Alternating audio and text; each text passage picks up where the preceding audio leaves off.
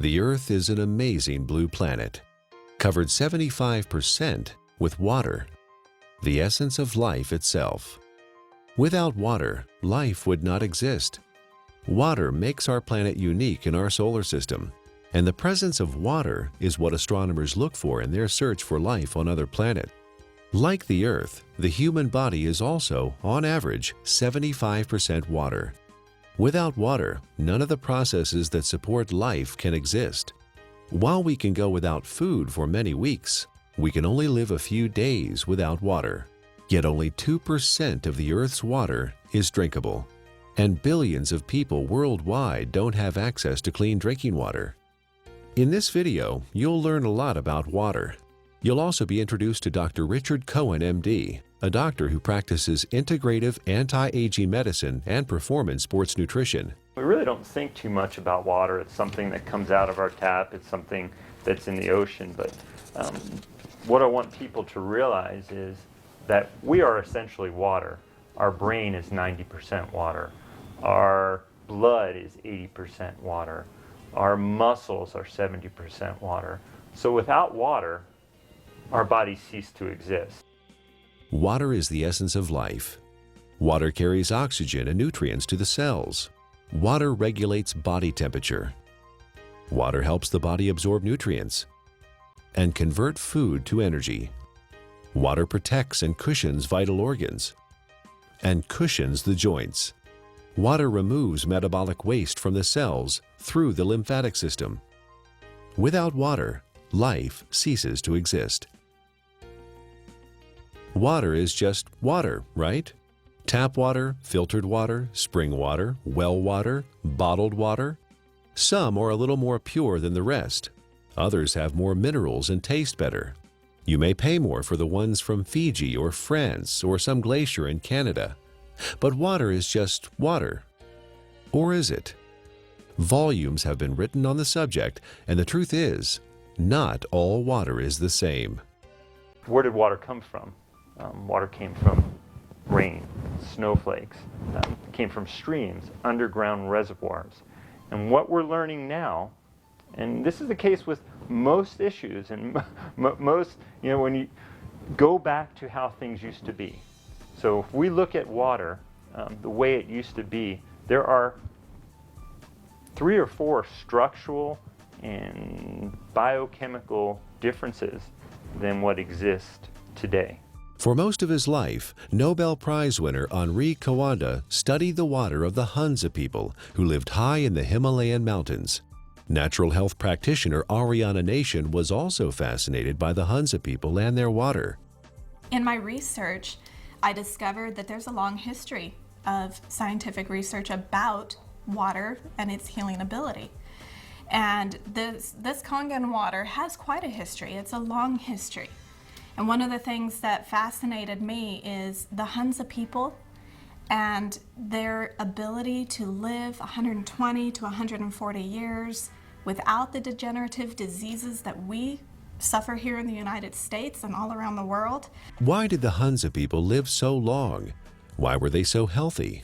Coanda and others believe it is the water. Their water came from glacial streams, and it had very unique properties. It was microclustered. It had a different viscosity and surface tension. It carried lots of minerals that gave it a high alkaline pH. It also had an extraordinary amount of active hydrogen. Hydrogen with an extra electron. The presence of extra electrons made the water an antioxidant. All these properties combined contributed to the health and longevity of the Hunza people. Water similar to that of the Hunza people are found in other places around the world. The Caucasus Mountains of Azerbaijan, the Xinjiang region of China, and the Andes Mountains are just a few. In research, the Russians and the French and a lot of people have researched this. They found that it's their source of water. And it's from the glaciers that surround the mountainous region where they live. The common denominator with all these different cultures that have this vibrancy is their source of water and the properties that that water consists of. When we look at natural water, there are 4 or 5 different properties that are critical. So while adding a mineral buffer to a filtered water is certainly more beneficial to get some of these mineral salts into our body, it still doesn't create that same process of having these free electrons, to having the negative ORP. Still does not create a microclustered state. Okay, and those three in and of itself, even if you're filtered, you're losing those benefits, or you're not gaining the benefits of what's seen with natural water. So while it's a small step to take, beneficial, as opposed to drinking acidic water, it's not providing the same benefits. Is the tap water we drink today anything like the glacial milk that the Hunza people drink? Not even close. It has lost most of its living energy properties as it has traveled through our municipal water system. It is free of pathogens most of the time, but now carries chlorine, fluoride, and chlorine byproducts. It is sometimes contaminated with radium, rocket fuel, and pharmaceuticals like birth control pills. If your pipes are old, your water may be contaminated with lead or other heavy metals. And if the water where you live is acidic, water treatment plants add lye or ammonia to make it neutral. Not exactly glacier milk, is it? Where going back to the natural state of water is essential and critical for health. But we haven't done that, have we? Instead, we came up with a better answer: bottled water. Last year, Americans spent more on bottled water than on iPods or movie tickets. $15 billion. Every year, we pitch 38 billion water bottles into landfills. Over $1 billion worth of plastic. Only 9% of plastic water bottles are recycled. 91% become litter or landfill. A large percentage of this trash finds its way to the oceans, where it ends up part of a floating island in the Pacific, twice the size of Texas. But you do understand chemicals and toxins in your water are not healthy. And we do understand that having a plastic dump the size of Texas floating around in the Pacific Ocean and now is broken down into micro little plastics and getting into fish and other animals is not a good thing. The environmental cost of bottled water is not just the trash it generates. It requires 2 liters of oil to make a 1-liter plastic bottle and transport it to the consumer. Spending thousands of dollars to ship water from Fiji to drink in the United States, and the energy that requires to do that is ludicrous. More than 1 million bottles a day of Fiji water, untouched by human hands, is produced in a country 6,700 miles away from California and transported halfway around the world for our consumption. At the same time, more than 50% of the people in Fiji don't have access to safe drinking water. Oh, by the way, you might want to know that by the time Fiji water gets to you, it is only slightly alkaline and has a positive ORP. It's not Fiji water anymore. Is bottled water any better than tap water? Given what it costs, it should be, but it's not. In fact, a significant percentage has more contaminants than are allowed in tap water. Most of it is purified municipal tap water that has been cleaned up through reverse osmosis, which not only removes chlorine and other contaminants, but strips the water of all minerals. Reverse osmosis also wastes 4 to 10 gallons of water for every gallon produced. In Japan, RO water is known as dead water. Nearly all bottled water we tested came out as acidic. Even spring water that should be alkaline came out acidic. Even worse is that all bottled water we tested had a highly positive ORP, or oxidation reduction potential. Water that has a negative electrical charge, like the natural ancestral waters, is best. Bottled water may be clean, but it does not have the life-giving properties of natural water. Finally, there's the cost factor. It's hard to believe, but if you consume the amount of water you should every day from bottled water, you'd spend over $2,000 per year. Over 15 years, the lifespan of the best water ionizer on the market. That adds up to a lot of money. If the water we used at home cost what even cheap bottled water cost, our monthly water bills would run $9,000. $15 billion per year is spent on bottled water in the U.S. and over $1 billion worth of plastic ends up as trash. Is there a way to save the earth and save money at the same time? You know, spending $2 for a small 12-ounce bottle of water is, 5, 6, 7 times more expensive than fueling your car. Doesn't make sense, does it? Especially when you're buying water that is acidic. You're buying water that may be devoid of minerals. You're buying water that has a positive ORP that is damaging. Doesn't make sense, does it? Maybe there's a way to produce your own clean water. Well, it would be nice to have a glacier in our backyard, or it would be nice to have a fresh mountain spring that's just percolating out of an aquifer in the earth. Most people don't have that. But what we do know, interestingly enough, is in places where that does exist, one of the key components is this clean, natural-based water.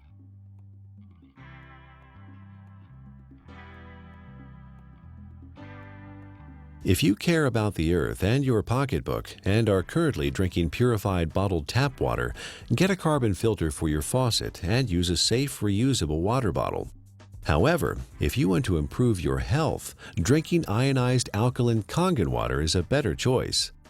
Like natural ancestral waters, it is microclustered, contains alkaline minerals, and has a negative ORP, making it an antioxidant, and it costs a little more than $1 a day for unlimited amounts.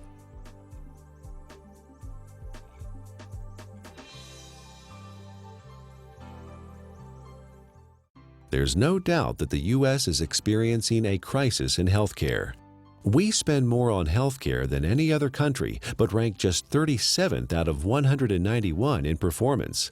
For the first time in the last 200 years, U.S. life expectancy is expected to decline, not increase. You die earlier and spend more time disabled if you're in America than in most other advanced countries.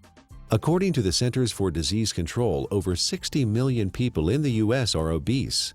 That's 34% of the population. 50 million people have high blood pressure.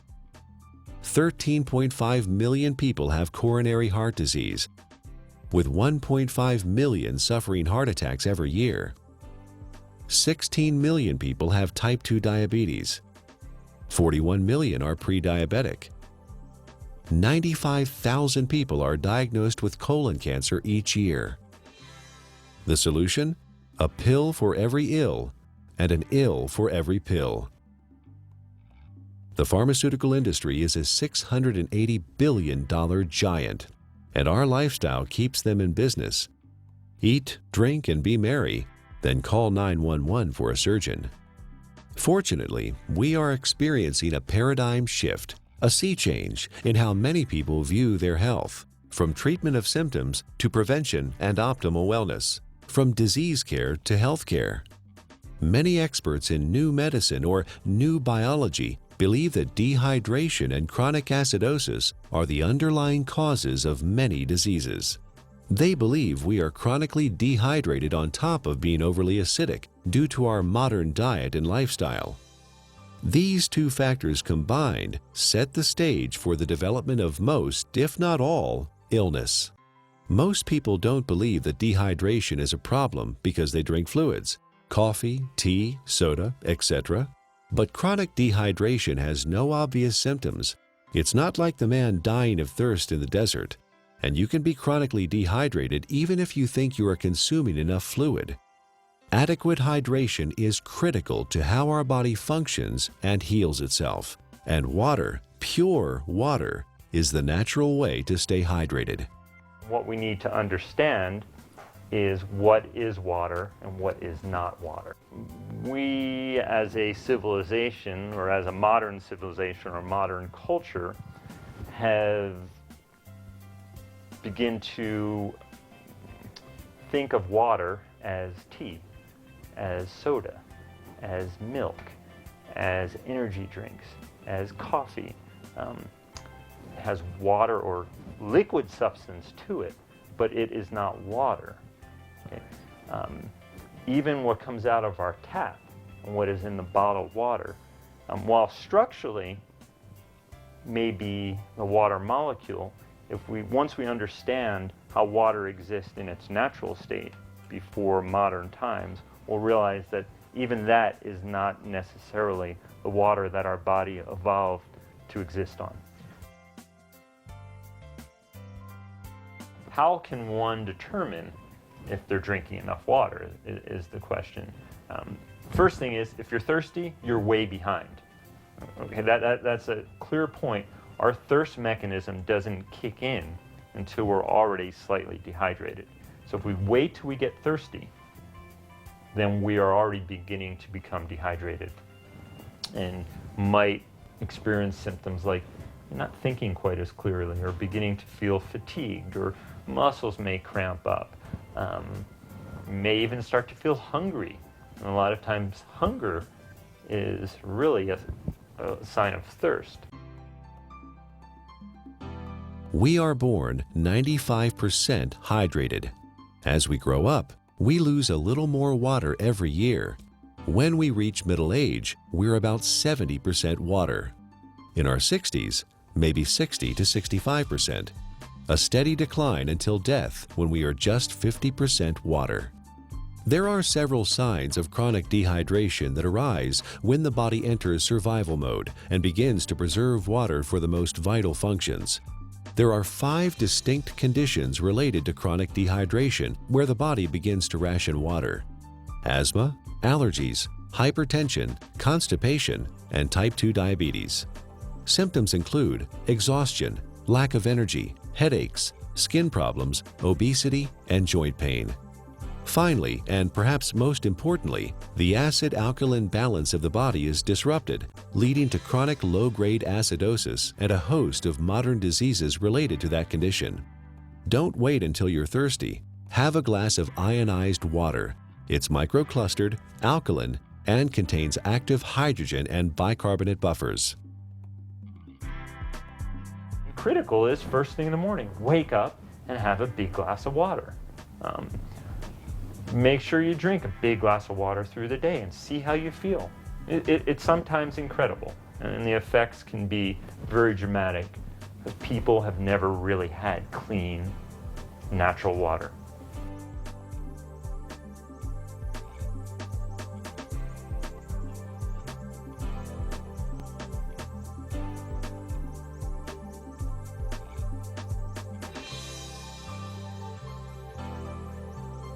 I want to use an example of an endurance athlete and specifically show the needs of hydration in the endurance athlete and how that also can relate to the everyday athlete. The person who's mowing their lawn and taking care of their kids, who is working, going to the gym, the weekend warrior, and how critical hydration is. We know that an athlete who is 1% dehydrated could have a 3% reduction in performance. Now, well, that doesn't sound like a lot.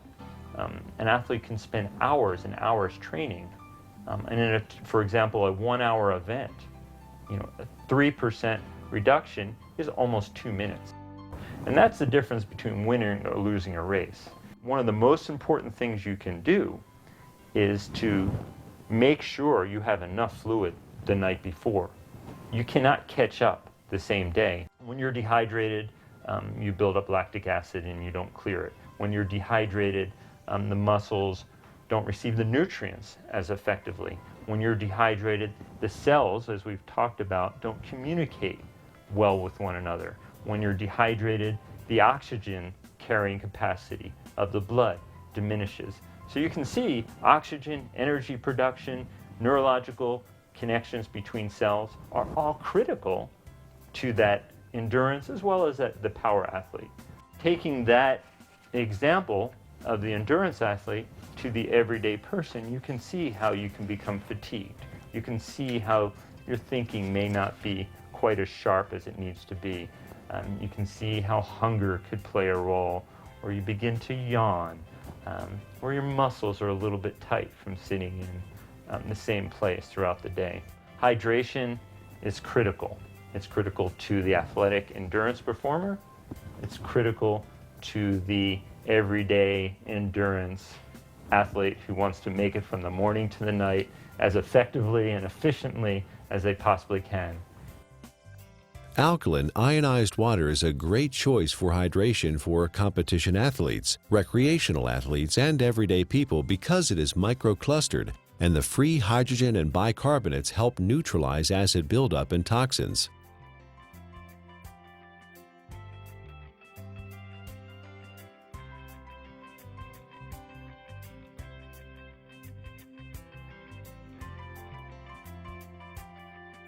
Chronic low-grade acidosis is a condition that develops over time and affects the quality of life and our ability to enjoy optimal health.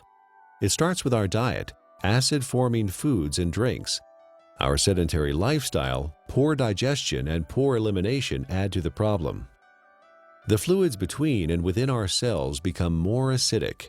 To maintain balance, the body mobilizes buffers, minerals, and hydroxyl ions from the bones and other tissues. This, in turn, leads to osteoporosis, and the overall process results in poor health, chronic illness, arthritis, and sluggish lymph system. An acidic condition for the body is very unhealthy. When the body is chronically acidic, illnesses can develop. Think of your cells like a fish in a bowl of water. When the fish are sick, what do? Do you give them a pill? Of course not. That would not solve the problem at all. They would still be sick. You change the water, give them the proper pH and ORP so they thrive. pH stands for potential hydrogen and is a measure of the acidity or alkalinity of a solution. pH is neutral at 7.0. Above that is alkaline, below that is acidic. It's a logarithmic scale. Each increase in pH means 10 times more or less hydrogen is present. Alkaline ionized water has a pH between 8.0 and 9.5. Your body uses a system of buffers to keep the pH of your blood in a tight range of between 7.35 and 7.45, slightly more alkaline than pure water. The body relies on a very tight level of pH or hydrogen atoms to control lots of function within the body. When the body becomes acid, systems begin to malfunction. We understand fish tanks and swimming pools. When they're acid, you need to make a change. When a fish tank is acid, fish die. When a pool becomes too acid, you don't want to go in it. When rain is acid from sulfuric acid and other too much carbon dioxide, it breaks statues. They begin to disintegrate. And we know acid rain and damages lake. Well, our body becomes a sink for this acidity. And when this acidity builds up, it in essence is one of the reasons for disease in our body. Bones begin to demineralize. Our ability to create energy decreases. Our immune system becomes depressed. The inflammation for aches and pains increases.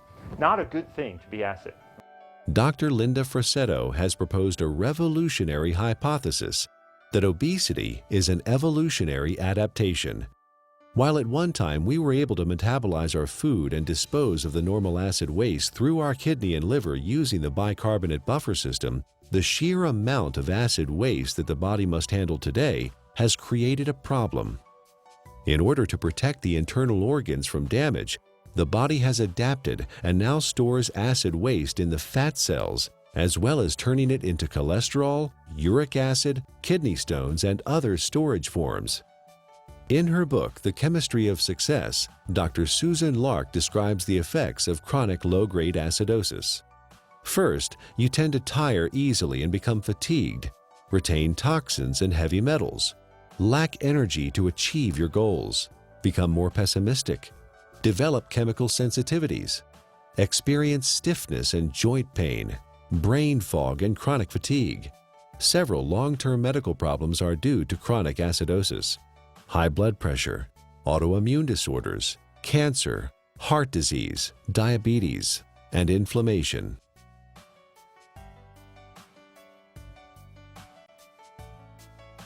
"80% of the foods we consume leave behind acid waste that the body has to deal with. A trip down the modern grocery store aisle finds very few alkaline-forming foods. Even the foods we think of as wholesome and nutritious leave behind metabolic waste products that are acid. And of course, junk food falls into the acid-forming category.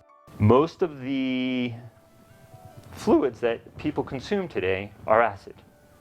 Sodas contain citric acid, energy drinks, phosphoric acid, and caffeinated beverages, and coffee, and many different commercial teas. Sugar, acid. Tap water, acid. Not a good thing for our system. Natural water is alkaline. Fruits, vegetables are alkaline. Stress-reducing activities are alkaline. So you see the link here. Things that are beneficial to our body tend to be alkaline creating. It allows the body to buffer damage of its processes of energy production. In addition to our diet, there are several ways our modern lifestyle increases the acid load on the body. Physical and mental stress reduce oxygenation and blood flow and increase muscle tension. Strong emotions like anger, fear, hostility, anxiety, or excitement. Vigorous exercise, which produces lactic acid, pyruvic acid, and CO2, decreasing muscle pH. Frequent airplane travel with cabin air lower in oxygen and higher in CO2. Over-the-counter and prescription medicines and vitamins. All these things produce more acid for the body to deal with. Consuming more acid is like consuming and sucking life out of your system. You have a certain ability to buffer that, and you will break down. So water in its more alkaline state, it provides it more of a capacity, to handle some of the stressors of life that we face, or the choices that we face. Drinking ionized alkaline water, the equivalent of ancestral or glacial water, is an affordable, practical, and accessible solution to provide the body with a constant stream of alkaline bicarbonate buffers to neutralize acidity with no side effects. The cycle of wellness begins with a diet that contains more alkalizing foods and ionized alkaline water. Moderate exercise, good digestion, and complete daily elimination are also important. This leads to more alkaline fluids within and outside of the cells. Calcium and other minerals support bone density instead of being used as buffers. An alkaline body leads to better digestion, less illness, fewer colds or flu, a feeling of well-being, better lymphatic flow, more energy and stamina. Alkaline ionized Kangen water provides hydration, alkaline buffers, and antioxidant activity, which keeps the body in homeostasis, allowing it to heal itself.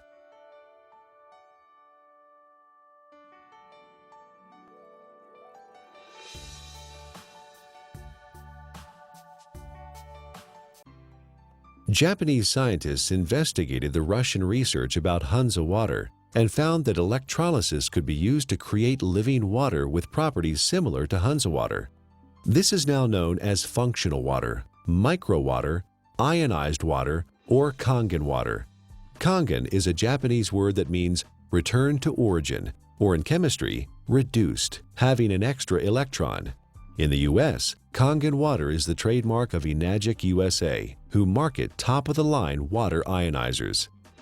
Anyone with an ion water generator can make Kangen water from tap water. Water is first filtered, then exposed to an electrical charge in the electrolysis chamber of the generator. Alkaline ionized water is called living water. It is similar in atomic structure to the waters that the people of Hansa drink directly from glacial streams in the high Himalayas. It is fresh, invigorating, life-enhancing, free radical scavenging, and delicious. Full-scale development of water ionizers started in 1954, fueled by research at several agricultural universities on the effects of ionic water, especially acid water, on plants. Experiments on the human body followed, conducted by Japanese doctors and other scientists around the world. In Japan, hospitals and clinics have used purified, electrically restructured ionized alkaline water for over 30 years to treat a number of disease conditions. Following efforts by Japanese medical doctors and agricultural doctors, the water ionizer was approved for medical therapeutics by the Japanese Ministry of Health and Rehabilitation in January 1966. Well, we don't have a glacier. We don't typically have fresh streaming water. One way to do it, and this has been studied by the Japanese, is a process called ionization. It's actually running some electricity through the water, and it breaks the filtered water into some of the natural properties. It provides the microclustering. It increases the alkalinity. It provides a high ORP, or these free electron states, to the water. So in a lot of ways, we're getting some of the similar properties to natural base water. It even changes the molecular structure. We can see a more health-giving pattern when looked under an electron microscope. So ionization is an option and a choice for many people if you don't have a glacier. So the Russians discovered the property of the water, all these properties, and they developed an electrolysis system. They found a way to actually separate the water and get these properties. And the Japanese improved upon this process and improved upon it, and have come up with the best ionizer available now. And I really do appreciate the work that the Japanese have put into it because of the diligence and the care that these ionizers are made with. Numerous peer-reviewed scientific studies have been performed in well-respected universities and hospitals around the world, which show the benefit of alkaline ionized water. Some of those benefits are weight loss, releasing toxins and stored body fat, normalize blood sugar, support healthy colon function, resolve urinary tract infections, relieve asthma and chronic respiratory conditions, stop abnormal gut fermentation, reduce proliferation of candida, fungus, and undesirable microforms, reduce chronic pain, improve wound healing with oxidizing acidic ion water. The most important thing, we don't want to drink water that has pollutants, and that can be harmful to our system. So when we're drinking water, it would be nice to know that what you're drinking is clean. The first step to creating alkaline ionized water is to have clean source water. Enagic's Kangen water generators use an activated carbon filter that removes chlorine, volatile organic chemicals, pesticides, herbicides, benzene, trihalomethane compounds, radon, solvents, and many other man-made chemicals found in tap water. Ionized water is pure or virgin water. Everything water has been exposed to leaves an electromagnetic frequency signature or imprint. Ionized water is virgin water because the EMF have been reset. There are 4 very specific properties to these healing waters that are found in these mountainous regions that are flowing from the glaciers. And there's been a lot of research on this. The Russians discovered it, and they discovered a way to make it. And those 4 properties are, it's hexagonal, and what that basically means is it's shaped like a snowflake. You look at it under a microscope. It's beautiful, it's crystal structured. Ionized water has been restructured. The water molecules cluster in groups of 4 to 6 instead of the normal 10 to 15. Nuclear magnetic resonance has documented this difference. The reduction in cluster size helps the body absorb ionized water more quickly and efficiently.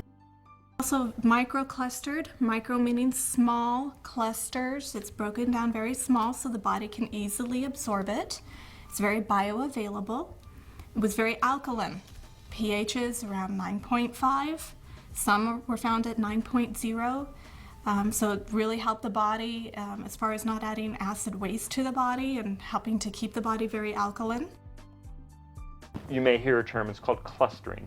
The water molecules naturally exist in a cluster, and some people call it hexagonal, which would be 6. So they naturally exist in a cluster of 6 water molecules.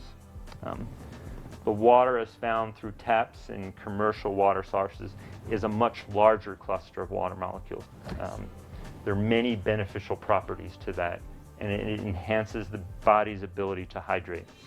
I was really excited when I started actually to quote-unquote play with the water in my own kitchen with different supplements, with powders and tea and oil and all the different things that I worked with. And you could really see the life to the water. I could put, for example, my green vegetable powder drink in Kangen water versus a bottled water and a tap water, and actually see that this water has an energy to it. In fact, it will stir itself and become very, very absorbable, and you can watch that happen within the water. You can watch it make tea instantly, whereas other waters cannot do that. It cannot get in and penetrate those nutrients and pull those nutrients out and put it right in the water where you're drinking it, where it can then go in and penetrate your cell walls at that same level. Many people complain that they find it difficult to drink large amounts of water because it makes them feel bloated and heavy. Regular water, tap or bottled, is composed of large clusters of water molecules and has no life energy or electrical charge. It sits in your stomach like a stagnant pond. In contrast, drinking ionized alkaline water is easy because it tastes much better than tap or bottled water, and the smaller molecular cluster size and life energy it carries allows it to be absorbed more quickly. And the other feature is it has a negative ORP, and what that stands for is oxidation reduction potential. Not to get real big and fancy, a lot of people are like, oh, what is that? It is the ability of that water to reduce the oxygenation of the body. And the property of the water that actually gives it this negative ORP, or the potential to reduce the aging in our body, is the active hydrogen that it consists of. ORP, also known as redox potential or oxidation reduction potential, measures the tendency of a molecule to gain or lose electrons. It is measured in millivolts. When a substance has an electron to donate, it measures with a negative charge. When a substance loses an electron and is positively charged, the ORP is plus. Negatively charged substances act as an antioxidant. Positively charged substances act as oxidation enhancers. What we have learned to understand is this water in its energetic state has an abundance of free electrons. Okay? The Earth is loaded with free electrons, and where that comes from is lightning strikes. Okay? So we have all this energy potential in the Earth that's imparted to the water, and when we consume the water, you're basically consuming a antioxidant. We know vitamin C, vitamin E, all these particular nutrients that you may take. In its natural state, water has a similar or even perhaps more powerful ability to quench out free radicals or inflammatory processes that may occur from natural processes within our body to create energy, to fight infections, as well as to quench out some of the destructive things that we may do in our modern life, from pharmaceutical agents, cigarettes, alcohol, over-exercising, stress. Water can help buffer that in its natural state. Like natural ancestral water, ionized water holds a measurable negative electrical charge. This is what gives the water vitality or life energy. Almost all other drinking water available to us has a positive charge, which means they are oxidizing agents. Only negatively charged water can efficiently flush out toxins and poisons in the body at the cellular level and neutralize free radicals. A free radical is a molecule of oxygen that has lost an electron and is positively charged. It is also known as active oxygen. This active oxygen is hunting for a replacement electron from somewhere else in the body. Active oxygen damages the cell membrane and even DNA. Antioxidants produced by the body and from our food provide free electrons to stabilize active oxygen-free radicals. Ionized water is one of the most powerful antioxidants known. Ionized water has millions of hydroxyl ions per glass. No other water has this incredible benefit. Acid alkaline is the amount of hydrogen that's present. When there is tremendous amounts or large amount of hydrogen, a system is termed acid. The pH is considered low. When there is lesser amounts of hydrogen, it's alkaline. The second component of water in its natural state, as we just spoke about, was having natural minerals. Okay? Right. Being able to get these nutrients which are critical to our health, and those don't exist for the most part in commercially bought or tap waters. Water in a alkaline state provides the body with a greater capacity to buffer some of the natural processes that stress the body, as well as the lifestyle processes that also stress the system. And drinking water in a natural alkaline state provides you with a substance that is not acid, that is not damaging to your system. So you can look at it from two different ways, eliminating all the unhealthful things that we don't even think about and consuming clean, natural base water. Is ionized alkaline water safe for anyone to consume? Certain medical conditions require fluid restriction, so you should follow your doctor's advice. For these people, because of the unique imbalances that are created, extra fluid is not processed well. So the standard conventional mechanism, don't take fluid because you can't process it. Let's minimize it. While the cells intracellularly are starving. See, the problem is that the fluids can no longer get into the cells effectively. Is it because people are not drinking or haven't drinking natural water? Certainly one component of it. It has to do with the health of the actual cellular membrane.